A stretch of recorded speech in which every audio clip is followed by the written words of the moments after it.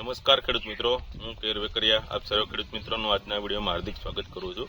આજના આપણા વિડીયોનો ટોપિક છે ઉનાળુ પાક જેવા કે તલ, મગ, અડદ, ચોળીની અંદર માઇક્રોરાઇઝરનો ઉપયોગ ક્યારે કરવો જોઈએ, શા માટે કરવો જોઈએ અને કેટલા ડોઝથી કરવો જોઈએ। તો આપણે ઉનાળુ પાકની અંદર જનરલી જ્યારે તમે ઉગ્યા બાદ પેલું પિયત આપો ત્યારે માઇક્રોરાઇઝરનો ઉપયોગ કરવાથી સારા રિઝલ્ટ તમે મેળવી શકો છો અને એનો પ્રોપર સ્ટેજ પણ ઉગ્યા પછીનું પેલું પિયત રહેતું હોય છે। એની સિવાય તમે પાક વાઇઝ 40-45 દિવસ સુધી તમે માઇક્રોરાઇઝરનો ઉપયોગ કરી શકો છો। શા માટે કરવો જોઈએ, માઇક્રોરાઇઝરનો રોલ શું છે એની વાત કરું તો કે કોઈ પણ પાકમાં જે આપણે જમીનમાં ફોસ્ફરસ બેઝ ખાતરો આપેલા છે એ અલભ્ય સ્વરૂપમાં પડેલા હશે ને લભ્ય સ્વરૂપમાં ફેરવી અને છોડને અવેલેબલ કરવાનું કામ માઇક્રોરાઇઝરનું રહેતું છે। સાથે સાથે તંતુ મૂળનો વિકાસ કરવો, રૂટની અંદર રહી અને પોતાનું જીવન ગુજારતી એક માઇક્રોરાઇઝર ટૂંકમાં ફૂગ છે।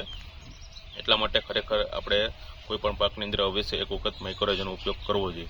હવે કેવા માઇક્રોરાઇઝરનો ઉપયોગ કરવો જોઈએ એની વાત કરું તો માર્કેટની અંદર બે પ્રકારના માઇક્રોરાઇઝર જનરલી મળે છે।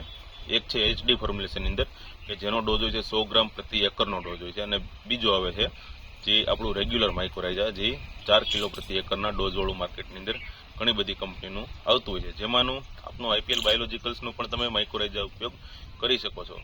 આપણો IPLનો શા માટે ઉપયોગ કરવો છે એની વાત કરું તો જે આપણા માઇક્રોરાઇઝરની અંદર જે સ્પોર કાઉન્ટ છે એ અન્ય માઇક્રોરાઇઝર કરતાં વધારે છે। સાથે સાથે આપણા માઇક્રોરાઇઝરની અંદર એન્ડો માઇક્રોરાઇઝર અને એક્ટો માઇક્રોરાઇઝર બંને પ્રકારના માઇક્રોરાઇઝર એક સિંગલ પ્રોડક્ટની અંદર આવે છે। એન્ડો અને એક્ટો એટલે શું તો કે મૂળની અંદરથી પણ કામ કરે અને મૂળની બહારથી પણ કામ કરે, એટલે કે એન્ડો અને એક્ટો બંને માઇક્રોરાઇઝર આપણા અંદર આવે છે।